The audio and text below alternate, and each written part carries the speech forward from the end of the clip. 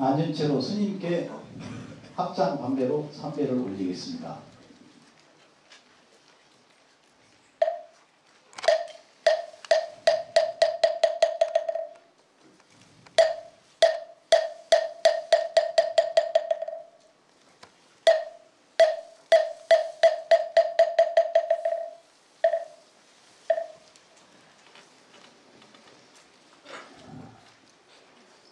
안녕하셨습니까? 네. 지난달 한 달을 법회를 못하고 이제 걸려서 하니까 굉장히 오랫동안 여러분들을 못 만난 것 같고, 여러분들도 아쉬웠겠지만 저도 여러분들 많이 보고 싶었고 아쉬웠고 그런 시간이었습니다.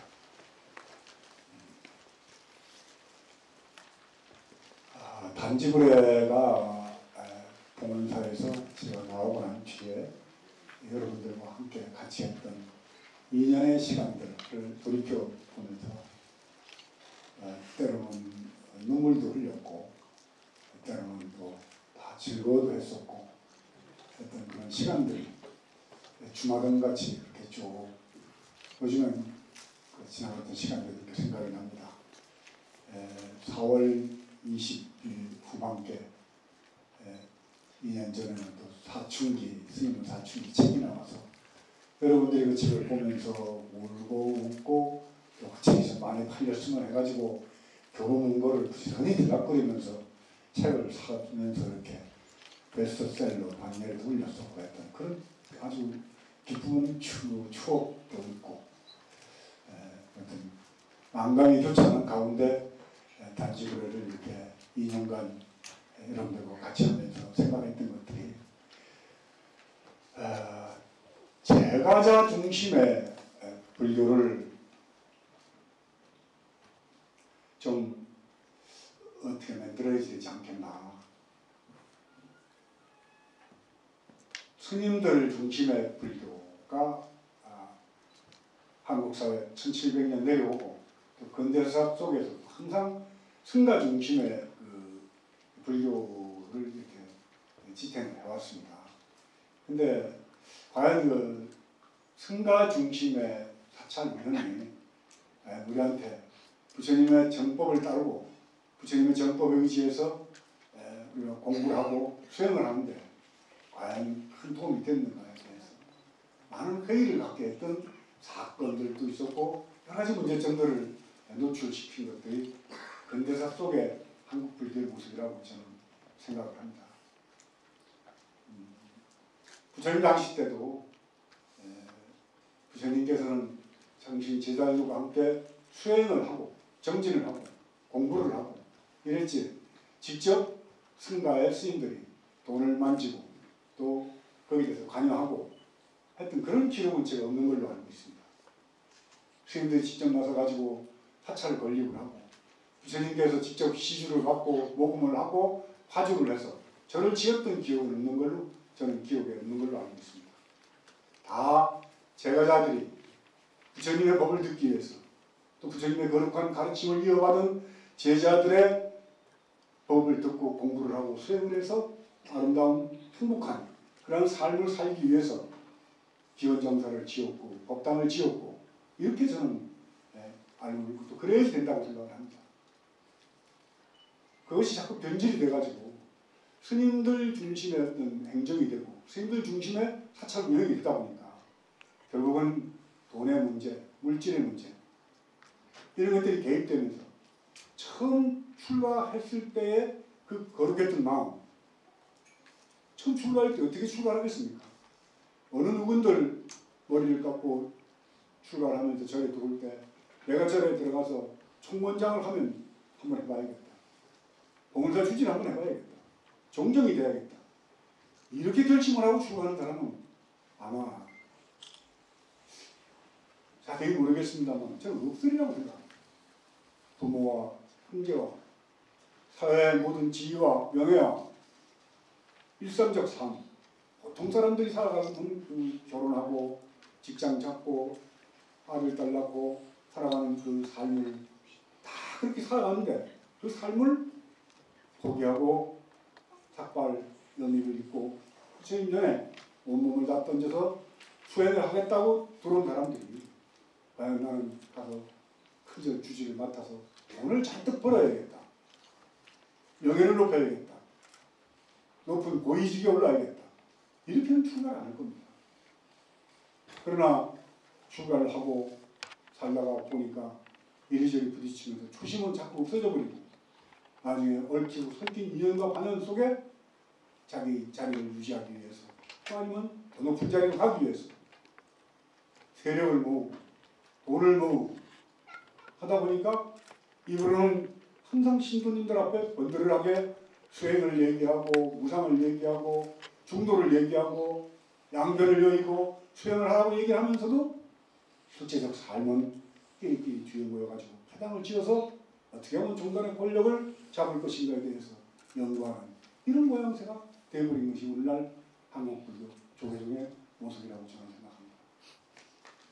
그래서 봉헌사에서도 항상 제가자 중심, 물론 당장 이루어지진 않겠지만 우선 종묘에 참석하고 또 사찰의 재정 운영을 투명하게 해서 신도들이 전부 알게 하고 그것을 통해서 점점 제가자가 사찰 운영의 중심이 되고 스님들은 수행, 정진, 포교 그리고 부처님의 법을 잘 봉행 받들어서 제가자들의 사표가 되고 제가자들이 그런 스님을 보면서 따르고 같이 수행을 하는 그러한 이 조계종의 됐으면 하는 바람 속에 봉헌사를 4년 동안 이렇게 준비를 하는 기간이었다고 해도 과언이 아닙니다. 그리고 단지불의 일기 2년간을 이렇게 쭉 진행하면서 떠들이 목표죠. 남산에서 시작해가지고 백범기념관으로 갔다. 동국대학교 법회를 예약해놨다가 취소가 돼가지고 그 정문 앞에서 가슴 갈색 받아가면서 법회를 했다. 아마 여러분들 기억이 삼삼하실 겁니다. 그러다가 이제 이 구청 강당에서 이제 몇 번째 계속 이렇게 법회를 합니다. 이제 낯설지 않고 차라리 이것이 당연하다는 생각이 듭니다. 대한민국 절이 그렇게 수없이 많고 법당도 많은데 구청 문화관을 빌려서 법회를 하는 것이 당연시되는 이런 심정이 되는 겁니다. 그래서 단지불의 2기를 이제 제가 1기는 제가 중심이 돼서 또 종문들 봉헌사에서 같이 일했던 그 영혼 맑은 종문들과 함께 단지불의 1기를 이렇게 리더해 나왔다면 2기는 정말 자발적으로 여러 신도님들이 뜻을 내고 모으고 상호봉사하고 하면서 2기를 좀 끌고 갔으면 하는 그런 바람 속에 아무 대책 없이 제가 사실은 던졌습니다. 어떻게 되나 보자. 그랬는데 여러 가지 논란도 있었고 또 토론 과정도 거쳤다는 걸 저는 다 듣고 알고 있습니다. 그런 과정을 통해서 단지불의 2기가 출범을 하게 되고 송파에 조그마한 공간을 마련해서 수행하는 그런 공간 또 여러분들과 제가 만나는 공간을 마련한 걸로 알고 있습니다. 정말 어려웠을 거라고 생각합니다. 십시일반으로 얼마씩 모아가지고 그렇게 준비한 공간 속에 단지불의 2기를 출범을 하게 된 것을 저로서는 정말 마음속으로 감격스럽고 또 뭐라고 말씀을 드려야지 좋을지 모를 정도로 참 고마운 그런 뜻을 전합니다. 단지불의 말 그대로입니다. 다만 알지 못할 줄 아는가. 사실은 여기서 끝나는 게 아니고 시적 견성입니다. 시적 견성이 뒤에 구가 붙습니다. 바로 시즉 이것이 바로 다만 알지 못할 줄 아는 그것이 견성이다. 진리를 본 것이다. 진리성이다. 성품을 본 것이다. 너희들이 구하고 너희들이 얻고 바라고 했던 진정한 진리성이 모릅니다. 모르는 그것이다. 알 수 없는 그것이 진리다. 근데 뒤에 말은 제가 구차스러워서 빼고 단지 불회라고 이렇게 붙여놨습니다. 다만 알지 못할 줄 아는가. 인류가 세상에 출현을 해서 쭉 살아온 과정 속에 사유를 하게 되고 생각을 하게 되고 수렵이라든가 채집 생활 같은 것들 하면서 쭉 원시적 생활을 지나가면서 이제 쭉 생각과 성찰을 통해서 사실은 뭘까? 저 우리가 보이는 달나라 저 달에는 뭐가 있을까? 그러다 보니까 토끼가 산다. 토끼가 방아를 짚고 저렇게 산다. 이렇게도 옛날에는 얘기했고 또 비스무리하게 그걸 믿고 살아왔습니다.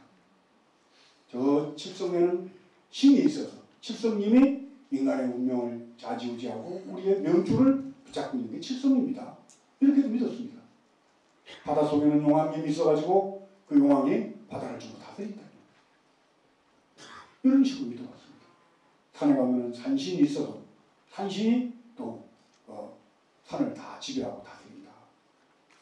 잘 확실하게 확인되고 보고 분명하게 무엇이다라고 이렇게 규정할 수 없었지만 막연하게 인간은 그러한 두려움 속의 자연을 대하면서 이리저리 상상을 하고 그 상상을 사실로 붙여간 그러면서 종교가 나오는 거죠. 그러다 보니까 이 세상은 누가 만들었을 거야. 그 만든 사람을 여호와 하나님으로 칭해서 조물주. 동양에서는 조물주라고 하죠. 그건 서양에서는 여호와 하나님이 이 사람을 만들었다. 과연 만들었는지 안 만들었는지 보지 못했습니다. 어떻게 만들었을까? 하루는 뭘 만들고 뭐 만들고 뭐 만들고 해서 6일 만에 이 세상을 만들었다. 그래서 지구의 나이가 6,000년입니다. 기독교식으로. 지금도 미국의 기독교 대부분의 미국인들이 한 45% 이상은 45% 정도는 지구의 나이를 6,000년으로 봅니다. 지구의 나이. 성경에 나오는 구절대로 하면 지구의 나이가 6,000년밖에 안 됩니다. 근데 5만 년 전에 메소포타미아인가요? 그 무슨 동굴 안에 사람들이 불 떼가지고 밥에 먹고 했던 그런 그림들. 5만 년 전에. 과학적으로는 탄소 법칙인가 그런 과학적 이 검증을 통해서 지구 나이가 55만 년이 몇 억만 년이 나는데 과학하고는 전혀 상관이 없이 누군가가 지구를 만들었다. 근데 얼마 됐다. 이러면서 그걸 믿는 겁니다. 과연 그걸 믿고 과연 그렇게 사는 것이 과연 맞는 건가? 그러면 이 세상에 도덕은 뭘까? 과연 어떤 것을 도덕적 가치 기준이 옳다라고 하면서 살아갈까? 알바니아라는 나라에는 카눈이라는 오랫동안 내려왔던 관습이 있습니다. 카눈은 뭐냐면 아마 동유럽의 그쪽 사람들은 격해가지고 처음에는 옛날에는 이렇게 죽이고 살리고 하는 일들이 다반사였던가 봐요. 내 가족 중에 어느 누구의 집안으로부터 죽으면은 그 집에 있는 남자는 반대편, 내가 피해를 당했으면 가해자의 집안의 남자를 꼭 가서 하나 죽여야지 됩니다. 그게 오랫동안 내려왔던 그 나라의 풍습입니다. 법으로 막기 때문에 어쩔 수가 없지만 그러나 꼭 가서 죽이고 감옥을 가서 그렇게 해서 감옥 사는 사람들이 지금도 그렇게 많이 있다는 거예요. 근데 그 나라는 내 가족 중에 누가 하나가 죽었으면은 죽인 그 집안의 남자를 하나 안 죽이면은 아주 나쁜 놈이 되는 겁니다. 그 나라의 도덕입니다, 이게. 우리 인간이 설정해놓은 도덕이라든가 가치, 기준 이런 건 때에 따라서 또 아니면 지역에 따라서 시간과 공간의 그런 제약 속에서 다 바뀌고 다 달라지게 말입니다. 한국 사회도 역시 마찬가지죠. 기독교적인 관점과 불교적 관점으로 보는 도덕의 차이점 또 다릅니다. 그럼 어떤 걸 옳다라고 하고 살아가야 될까? 무엇이 옳은 것인가? 아니, 우리는 어떤 가치를 갖고 우리 삶의 문제를, 우리 인생의 문제를 끌어안고 고민하며 살아갈 것인가에 대한 근본적인 문제에 대해서 우리는 생각을 해야 됩니다. 그냥 무작정 불교를 믿고 무조건 기독교를 믿고 옛날에 불교가 없고 기독교가 없을 때는 사람들은 어땠을까요? 뭘 가지고 살았을까요? 나는 이 종교, 틀에 박혀있는 이 종교, 이것들이 갖고 있는 폐악, 이것들이 갖고 있는 오류들, 이 문제도 생각을 해봐야 된다고 저는. 다만 알지 못할 줄 아는가? 모른다 이거죠. 그럼 꼭 불교만 하는 것인가요? 그럼 그렇지 않다고 생각합니다.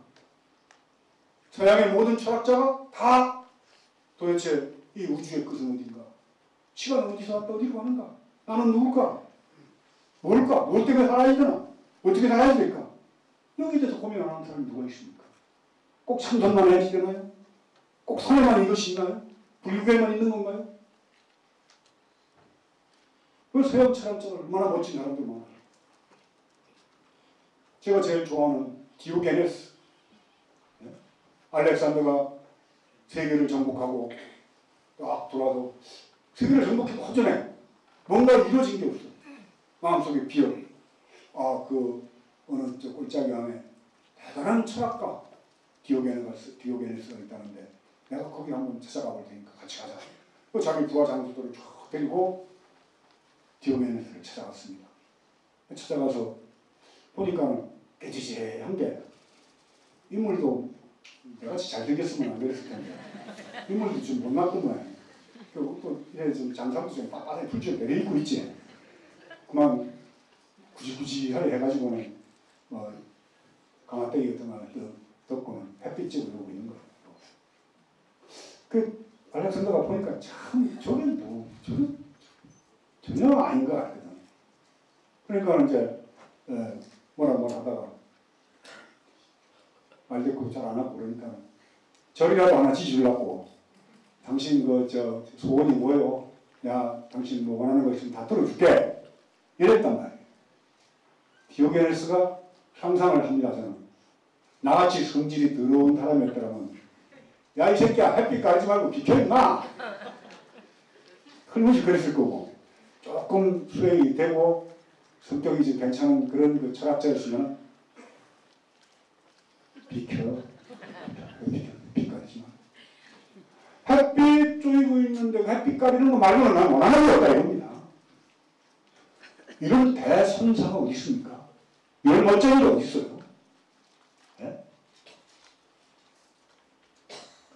대한민국 조계종 스님들 권력자라면 무릎 깨지라고 쫓아가서 엎드리고 권력하고 조금이라도 갖춰져야지만이 뭘 행사하는 사람같이 보이죠. 지금 한국 불교 지금 그 지경입니다. 과연 불교하고 아무 상관없이 살았던 서양의 시합의 철학자 디오게네스가 더 선사일까요? 안 그러면 지금 한국 사회에 흩어리치는 스님들이 더 선적인 입장을 갖고 사는 걸까요? 곰곰이 한번 생각해 보자. 단지불의 이기는 이런 바탕에서 출발해야 된다고 봅니다. 머리를 깎고 승복을 입었느냐가 아니라 아니면 세속에서 부인과 자식을 처자식 거느리고 사는가 이게 문제가 아니라는 겁니다. 과연 사물을 어떤 관점으로 보고 있는가? 불교나 기독교나 저는 상관이 없다고 봅니다. 저는 기독교인들한테 철저하게 하나님을 믿으라고 얘기합니다. 철저하게. 철저하게 믿으려면 어떻게 해야 돼요? 하나님이 뭔가를 물어야 되는 거예요. 어떤 것이 하나님인가? 도대체 천지를 창조하고 인간을 만들고 6일 만에 세상을 창조한 하나님은 과연 뭘까? 어떻게 생겼을까? 이것을 묻는 것으로부터 출발하는 게 난 기독교의 기본 바탕이라고 보는 겁니다. 그런데 무조건 믿어요? 무조건 믿는 그것이 미신이고 맹신이고 결국은 인간의 어리석음과 곁들여져 가지고 광신이 됐을 때 별짓을 다 하는 겁니다. 얼마 전에 미국에 있는 아주 헌신적인 조그만 단체이긴 합니다만 소박한 기독교 단체에서 사람들이 영아 살해로 재판을 받습니다. 왠지 아십니까? 그 교회를 다니는 아주 독실한 신도 애가, 어린애가 밥 먹을 때 아무리 부모와 옆에 사람들이 밥 먹을 때 아멘을 하라고 해도 아멘을 안 해요. 아멘을 안 해요. 그러니까 그 사람들이 판단하기를 이 어린애 마음속에 하나님께 반항하는 저항의 영혼이 깃들어져 있다. 그래가지고 밥을 안 주고 굶겨 죽입니다. 아주 착한 사람들이에요. 네. 착하고 봉사 잘하고 사회적 봉사라든가 이런 걸 미국에서 잘했던 단체 사람들입니다. 우리는 그런 어리석음을 저지르지 않고 삽니다. 우리는 우리가 행하고 있는 것, 내가 가고 있는 길, 내가 생각하고 있는 것은 그런 그 전도된, 오도된 가치 속에 내 인생을 허비하고 있지 않은가.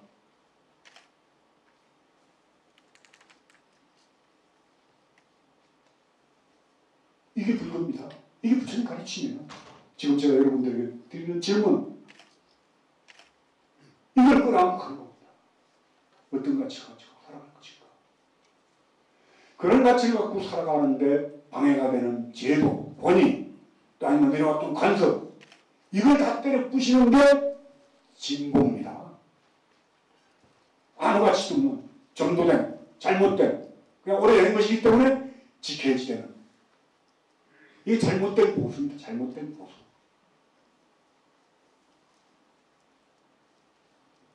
권력에 의해서, 권위에 의해서 이루어진 그 가치를 지키려는 것. 이거는 저항해야지 되고, 부셔야지 되고, 막아야지 되는.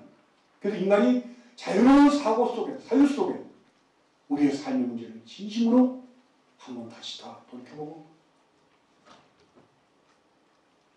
성찰하는 그런 계기를 만들어 나가는, 그게 저는 단지부례가 가야지 될 길이고, 그 길을 제 중심이 아니고 여기 앉아있는 여러 제가 물자 도반 여러분들과 물론 저도 함께 같이 과연 승가가 특별하게 뛰어나서 정말 훌륭해서 존경의 대상이 되는 그런 세상이라면 제가 이런 말을 안 해도 될 겁니다. 그러나 지금 승가의 모습이 존경의 대상이 되고 삼보한 위치를 차지하면서 제가 여러분들께 믿고 따를 수 있는 스승의 역할을 하고 있는가? 머리 깎은 저의 입장에서 이런 말씀을 드린다는 것 자체가 참으로 눈물 나도록 슬픈 얘기지만 현실이 이러한 것을 어찌 하겠습니까?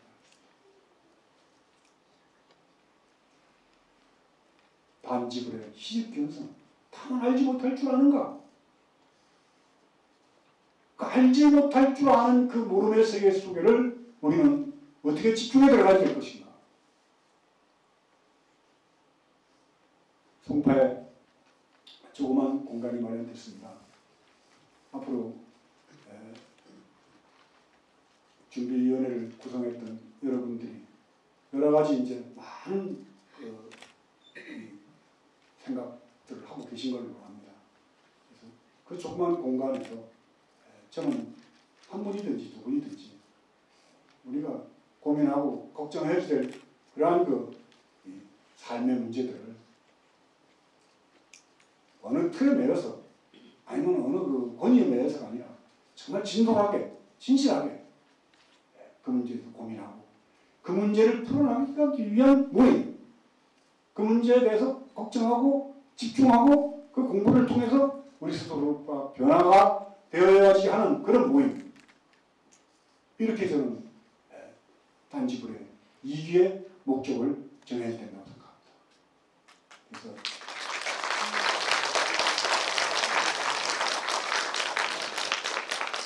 지나간 세월 속에 제가 어떻게 보면 참 격했던 시간들도 참 많았습니다.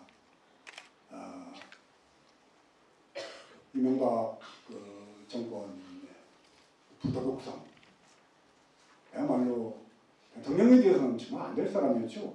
처음부터. 예. 그래서 그 이명박 대통령이 퇴임을 하고 나니까 갑자기 제가 몸이 아프더라고요. 보니까 이게 스트레스가 많이 쌓이고 우리 푼대가 마땅치 않다. 그래가지고 그 이름도 거창하게 뭐 섭진, 아르레기 이게 아니고 대상포진이라고. 저는 병을 알아도 이렇게 이름이 근사한 것이더라고요. 그래서 뭐 봉암사에서 갑자기 그러면 대상포진이라는 게 얼굴로 와가지고 이쪽으로 이제 대상포진이 와서 맨 처음에 여기가 물집이 좀 잡히고 이래서 이 잘난 인물에 여기 닦지 않고 이래가지고 난 반인다 하는 건 생각만 해도 좀 끔찍해. 차가 이거 부러졌으면 좋겠다. 그랬는데 다행스럽게 그래도 뭐 조금씩 치유가 돼가지고 좀 오래는 간답니다. 통증도 좀 심하고 이게 뭔가 MB병 같아요. 그 과정 속에서 사실은 저도 일정한 부분은 지나쳤던 부분도 없지 않아 있습니다. 법회, 부처님의 법과 진리를 추구해 나가고 정말 우리가 우리의 삶의 문제를 지극한 마음으로 근고해지될 그런 그 법회 장소에서 북한은 현직 대통령에 대해서 가진 비판과 비난을 다 했던 그런 그 시간들 많았습니다. 제가 36세 대운사 주지를 하면서 운동권 시작할 때 했던 얘기가 있습니다. 불교적인 내용과 불교적인 부처님의 제자다운 행동과 또 거룩한 부처님의 제자로서의 자기 실력, 수행자로서의 위상 이렇게 갖춘 그것이 운동이 되어야 된다. 사회과학적 사고의 운동, 사회과학적 그런 사고에서 나오는 행동, 이거는 세상의 운동권에 갖고 있는 많은 학생, 또 정치인, 운동가들, 사회 변혁을 이루고자 하는 운동가들이 다 하고 있다. 중은 중다운 모습으로 불자들로부터 불교를 정말 공부하고 싶어하는 불자들로부터 불교적인 방법으로 존경을 받아야 된다. 그렇게 존경받는 사람이 저렇게 하면 안 됩니다 할 때 그것이 변화의 기틀이 되는 거지. 우리 스님은 그냥 운동권이야. 이러면 이미 그분은 운동에 실패한 사람이다. 우리 스님은 운동권이야. 운동권 하는 얘기는 맨날 똑같아. 비판하고. 그러면 그건 운동가가 아닙니다. 만약에 성철 스님 같은 분이 사회 변화에 대해서 우려하면서 이렇게 정치 권력이 너무 부당하게 불의를 행하는 것은 못 쓴다 하면서 지적해서 얘기했을 때 오는 감동, 충격, 사회에 미치는 영향 굉장할 거 아닙니까? 불교적인 방법으로 존경받는 또 부처님의 가르치는 의지에서 살아가는 수행자로서 여러분들로부터 인정받는 그런 스님이 되고 싶어요.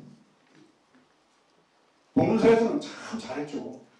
법문사에서는 절제된 언어와 또 공부에 관련된 얘기를 갖고 여러분들과 함께 다 쫓겨나오다 보니까 화가 나서 이제 보다 보니까 이게 평정심을 좀 이렇게 그렇죠? 그래서 앞으로 단지불에는 이제 좀 수행 위주로 현실적인 그런 정치적 문제 물론 뭐 얘기할 때는 분명하게 얘기를 해야지 됩니다. 무섭게 얘기할 때. 그러나 MBC와 같이 매일 하루에 한 번씩 욕하는 걸 이제 그만 삼가야지 되지 않겠나 그런 생각이 많이 들더라고요. 이번 봉암사 봄한 거와 또 몸이 아프니까 대한포신 뭐 알아본 분들도 있고 안 알아본 분들도 있겠지만 이게 통증이 좀 심해요. 통증이 심하게 오니까 이 먹고 저 먹고 아무 생각 안 나더라고요. 내가 40년 수행을 했는데 이게 좀 아프다고 그래가지고 뭐 밤새 막 끙끙끙 앓다가 보니까 아무 생각 없더라고. 정말 솔직히 말씀드려가지고 내가 조금만 좀 거시기한 사람 같으면 아픈 중에도 하루가 성성해서 정말 공부가 잘 됐구나 이렇게 사기를 칠 수가 있는데 근데 사기를 우리 주변 사람들한테 물어보면 금방 들킨답니다. 표시가 나가지고. 그러나 큰 도움은 받았습니다. 그러면 이 정도 아픈데도 이런데 만약에 나한테 죽음이 다가와가지고 막 숨이 컥컥 막히고 오장육부가 막 끊어지는 것 같고 이마리 빠지는 것 같은 고통이 왔을 때 과연 나는 제 행진을 챙길 수가 있을 것인가. 이 공부 이래가지고는 안 된다. 이런 그 뼈저린 자신에 대한 성찰을 하게 되는 계기가 됐습니다. 그래서 보왕성내론에 병거로서 공부를 삼아라. 병으로서 부처님 말씀 틀린 말씀 하나도 없어요. 병이 걸리니까 나를 한 번 더 돌이켜보는 아주 저 밑바닥까지 한번 살펴보는 그런 계기가 되더라고요. 그게 얼마나 고마워요. 그 자존심, 잘난 체하는 거. 거기가 또 여기 처음에는 봉암사에서는 여기가 이렇게 물집이 잡힌 게 깔아앉으면 시커멓게 딱지가 앉을 거 아닙니까? 이쪽으로. 그걸 거울을 보고 있으면 기도 안 막혀요.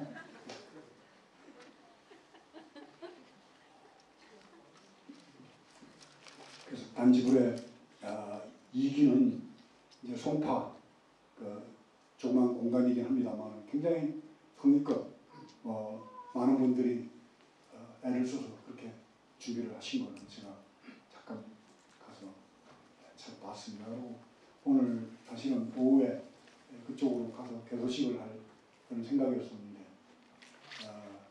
제가 이렇게 앉아있고 웃고 하긴 합니다만 엄청 아직까지 좀 통증이 좀 심해요. 그래서 이제 그건 나중에 그 단지불에 준비하신 분들하고 상의를 해서 날짜를 잡기로 하고 공부하는 모임으로 하겠습니다. 그리고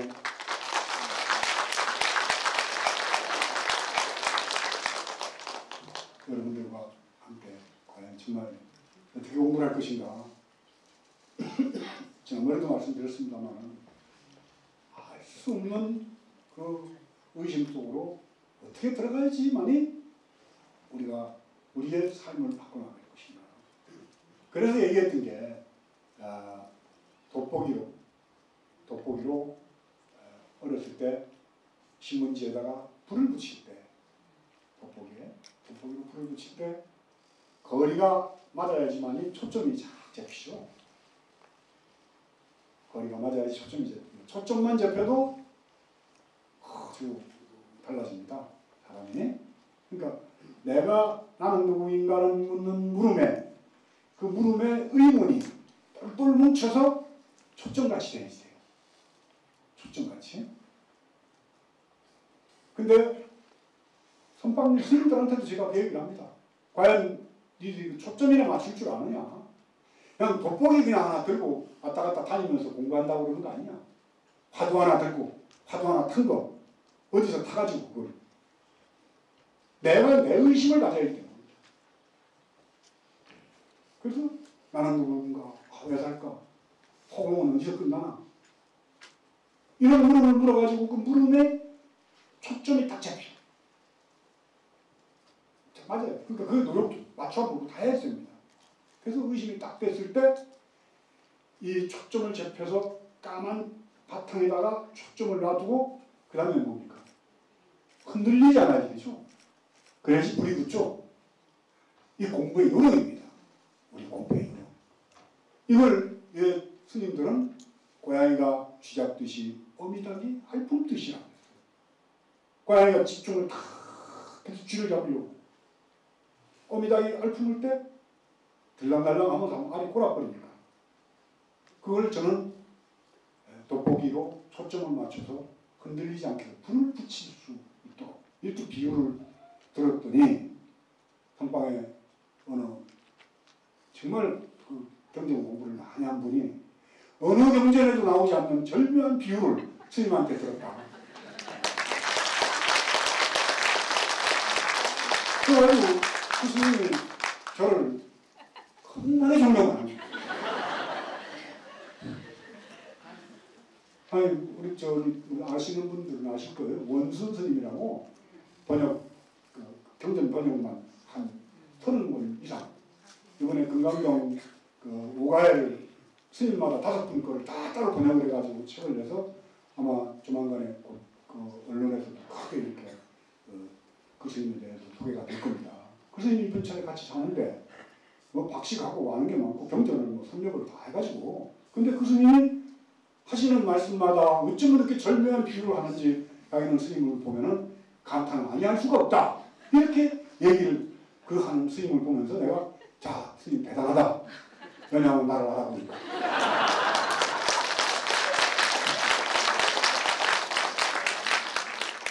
뭐 재밌는데 지자를 한다.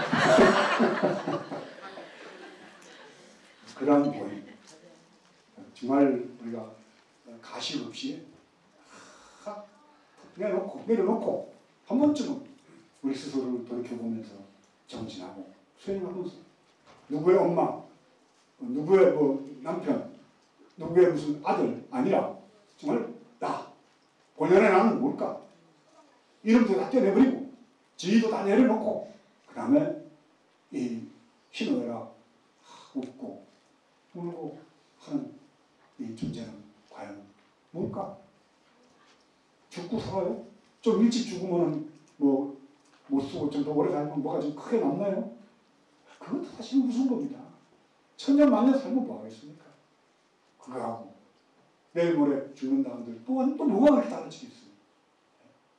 왜 이렇게 고달픈 삶인데 죽지 않고 뭐 기독교 그러잖아요. 죽으면 하나님 믿고 죽으면 하늘나라 간다고. 빨리빨리 가야죠. 왜 안 가고 자꾸 가는 거예요? 죽긴 다 싫어요. 그 인간은 왜 이렇게 죽기 싫어하는 거야? 죽으면 뭘까? 이런 근원적인 문제들이 참 화두입니다. 왜 꼭 조주 묻자만 화두겠습니까? 살아가는 일상적 삶이 다 화두입니다. 화두 아닌 게 없어요. 두두물물 다 전부 다 비로자나 우리 아는 거예요. 전부 다 부처님. 그 부처님이 뭡니까? 알 수가 없기 때문에 부처님이에요. 알 수가 없기 때문에 진리고 단지불에 그냥 항상 우리 모임을 단지불회라고 하면서 이름만 부를 게 아니라 단지불회 그것은 참으로 알 수 없는 그 자리를 향해서 집중해 가고자 하는 우리의 원력과 우리의 발언이 그 속에 다 담겨져 있는 겁니다. 잘 살게 해달라, 부자 되게 해달라, 돈 벌게 해달라 이 원력이 아니고 다만 알 수 없는 이름 하나를 잊지 않고 염두에 두고 집중하겠다는 그런 대원력 여기에 부처님의 그 거룩한 가르침이 아니 엑기스가 막 모여있는 겁니다. 이 속에 모든 일체 중생에 대한 추범과 일체 중생에 대한 발언이 이 알 수 없는 이 무릎 하나에 그대로 뭉쳐져 들어가 있다는 거. 자신있게 저는 말씀을 드립니다.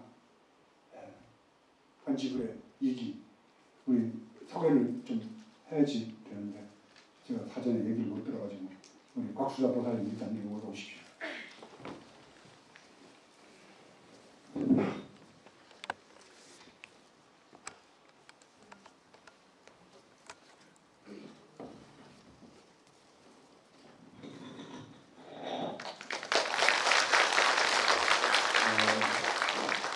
준비를 하신다고 이제 하다 보니까 정말 뭐 그런 직책도 안 맡으시고 또 그런 좋아하시지도 않고 그런 뭐 단지불에 준비하는 과정 속에 아마 여러분들이 얼마나 그런 분 때문에 제가 준비위원장을 맡으셨던 거예요. 위원장을 마셨네요. 얼굴 이렇게 모습만 봐도 그냥 편안한 것이 저보다 훨씬 수행이 더 많이 된 그런 수행이죠. 그렇죠?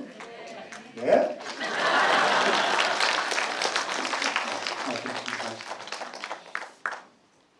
안녕하세요.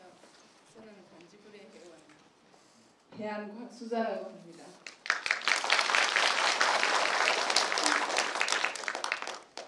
참철 결제를 맡으신 스님과 여러 도반님들과 함께 자리할 수 있어서 저는 정말 기쁩니다.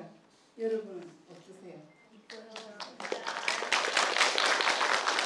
뉴욕에서 스님 말씀을 듣고 다들 어쩔 줄 몰라 당황했습니다. 조직부터 운영까지 제가자 중심의 새로운 단지 부대로 한국 불교의 새로운 시대를 열어가기 바란다는 말씀. 처음에는 그래도 뭔가 만들어져 있겠거니 누군가 뭔가를 하겠지 하는 마음이었습니다. 하지만 3월 17일이면 사무실 계약도 끝나고 일하시는 분들도 각자의 길을 가게 된다는 말이 들렸습니다. 그러면 앞으로 스님을 뵈려면 어떻게 해야 하는 거지? 스님과 함께 수행하고 싶은 도반들의 그 마음은 또 어떻게 하지? 당장 4월 법회는 또 어떻게 하나? 많은 생각들이 머리를 가득 메우고 있었습니다. 그리고 몇몇 분들이 커피숍에서 또는 식당에서 모여 논의를 하기 시작하였습니다. 사무실 계약 기간은 다가오고 마음은 급하고 모였던 분들 사이에서도 이런저런 말들이 나오기 시작하고 하지만 다른 생각을 할 겨를이 없었습니다. 몇몇 거사님들은 새목도 제쳐두고 50여 군데를 돌면서 지금의 서촌동 단지부례를 마련하게 되었습니다.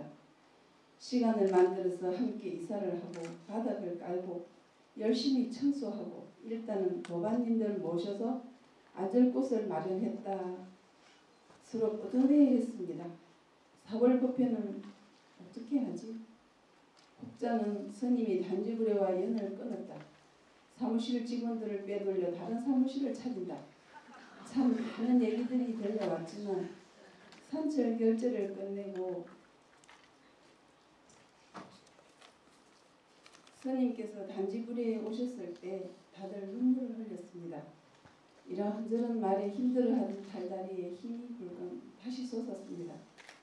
와주신 것만도 좋은데 여기서 경전 공부도 하자, 참선 공부도 하자, 다른 공부도 하자시며 여러 말씀을 주셨습니다. 그래, 우리 단지불의 영원한 회주 명진 스님을 모시고 이렇게 묵묵히 가자. 이렇게 하나하나 해나가면서 살자.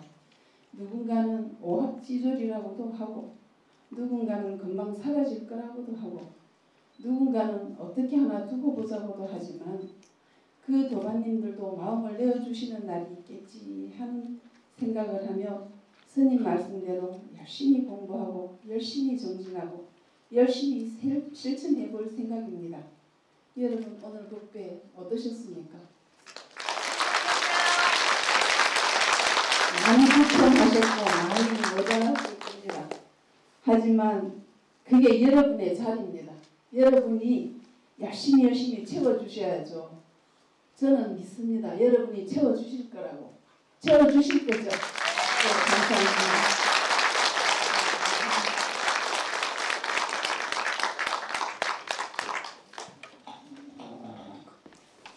그 종무원들 빼돌려가지고 뭐지?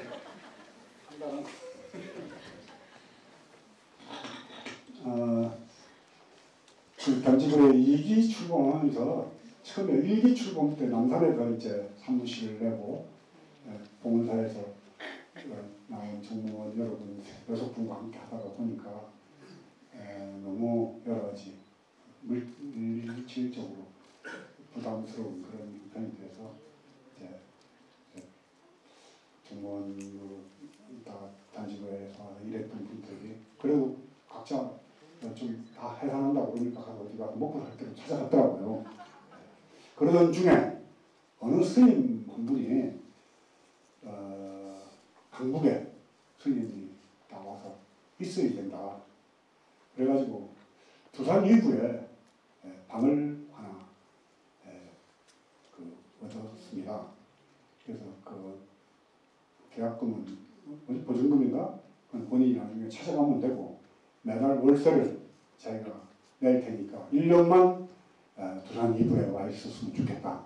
그래야지만이 스님이 뭔가 잘 될 것 같다. 그래서 저도 서울에 뭐 어디 거처가 하나 있었으면 했는데 그 스님이 그러길래 그러면 제가 유병문 사무관 보고 나는 봉암사 가 있을 테니까 알아서 해봐라 그랬더니 두산 2부에 이렇게 공간을 하나 만들었습니다. 그것 때문에 이제 단지부를 빼돌렸다 뭐 빼돌렸다 하는데 그건 아니고 그 스님이 깊은 뜻을 갖고 있는 것 같아요. 본인은 절대 밝히지 말아라.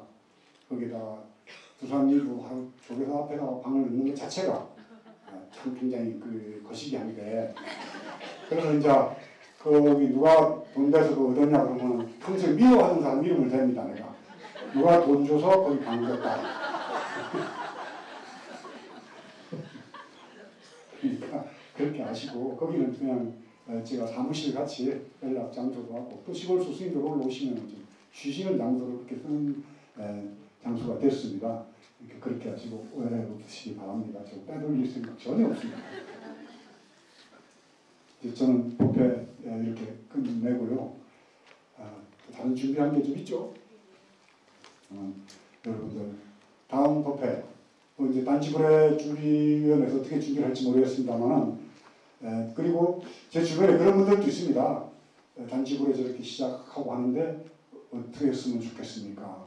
그래서 저는 잘 판단해서 그냥 알아서 하십시오. 저는 밑바닥부터 시작했으면 좋겠습니다.